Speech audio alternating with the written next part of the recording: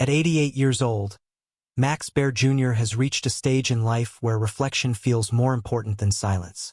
For decades, he was careful about what he shared publicly, especially when it came to the people who shaped his most famous chapter. But now, with time having softened old edges, Baer has finally spoken about Nancy Culp, the woman audiences knew as Miss Jane Hathaway, and the complicated relationship they shared behind the scenes of one of television's most beloved sitcoms. Maximilian Adalbert Baer Jr. was born on December 4, 1937, in Oakland, California. From the moment he entered the world, he carried a legendary name. His father, Max Baer Sr., was the world heavyweight boxing champion from 1934 to 1935, a towering figure in sports whose charisma and controversy made him larger than life. Growing up under that shadow shaped Baer Jr. in lasting ways. Fame was never abstract to him. He understood early that public attention could be both a gift and a burden. Athletic, confident, and naturally charming, Baer Jr. seemed destined to find success. He attended Santa Clara University, where he studied philosophy and excelled in sports such as golf and boxing. Though he had the ability to pursue athletics professionally, his interests pulled him elsewhere. Acting offered something sports did not, a chance to explore identity, creativity, and storytelling at a time when television was rapidly reshaping American culture. In the late 1950s, Hollywood was eager for fresh faces, and Baer Jr. fit the mold perfectly. He began landing small but steady roles in popular television series like 77 Sunset Strip, Hawaiian Eye, and Cheyenne. These early appearances demonstrated his screen presence, but none hinted at the role that would ultimately define his career. That moment came in 1962 when he was cast as Jethro Bodine on the Beverly Hillbillies. The show followed a rural family who suddenly struck oil and moved to Beverly Hills, creating comedy through culture clash and exaggerated innocence. As Jethro, Baer Jr. created one of television's most recognizable characters, a lovable, overconfident young man whose physical comedy, malapropisms, and swagger became central to the show's success. The Beverly Hillbillies quickly became a cultural phenomenon. At its peak, it was the most-watched television program in America, drawing tens of millions of viewers each week. Baer Jr.'s performance played a huge role in that success. His commitment elevated Jethro beyond a simple caricature, making him memorable, funny, and oddly endearing. But success came with a cost. As the show continued, Baer Jr. found himself increasingly typecast. Casting directors struggled to see past Jethro Bodine, and when the series ended in 1971 after 9 seasons, he faced a harsh reality familiar to many television stars. Escaping an iconic role could be harder than landing one. Rather than surrender to frustration, Baer Jr. reinvented himself. Displaying sharp business instincts and creative ambition, he moved behind the camera. In the 1970s, he formed his own production company and began making low-budget independent films. One of his biggest successes came with Macon County Line in 1974, a gritty film inspired by true events. Made on a modest budget, it became a box office hit and established Baer Jr. as a savvy filmmaker. He continued pushing forward creatively, producing, directing, and acting in The Wild McCulloch in 1975. A deeply personal project that allowed him to explore darker, more complex material.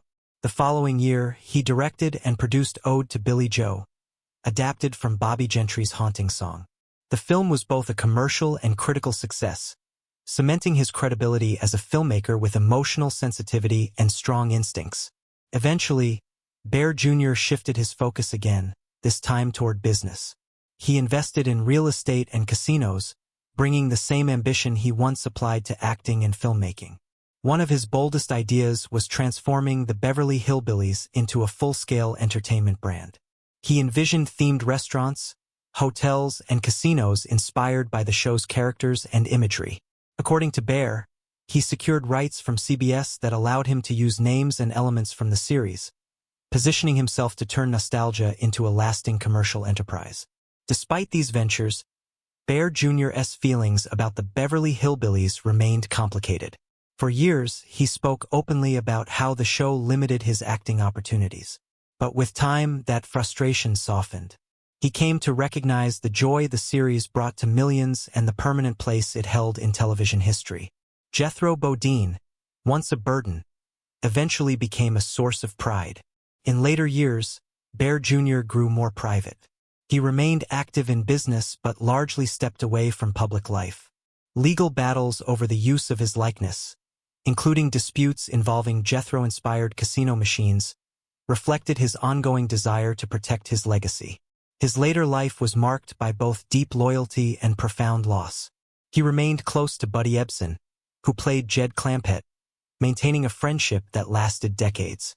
In 2003, shortly before Ebsen passed away, Baer Jr. visited him in the hospital alongside Donna Douglas, a quiet farewell between friends who had shared a defining chapter of television history. Then, in 2008, tragedy struck. Baer Jr.'s longtime girlfriend, model Sherry Rhodes, was found dead in his Lake Tahoe home in an apparent suicide. The event brought intense media scrutiny and cast a somber shadow over his later years. It was a deeply personal loss that he has rarely spoken about publicly. Now, at 88, Baer Jr. has chosen to reflect on another complicated relationship, his connection with Nancy Culp. On screen, audiences saw effortless chemistry between Jethro Bodine and Jane Hathaway. Off-screen, the reality was far more complex. Nancy Culp was known for her intelligence, discipline, and seriousness about her craft. Baer Jr., by contrast, approached acting more instinctively and playfully.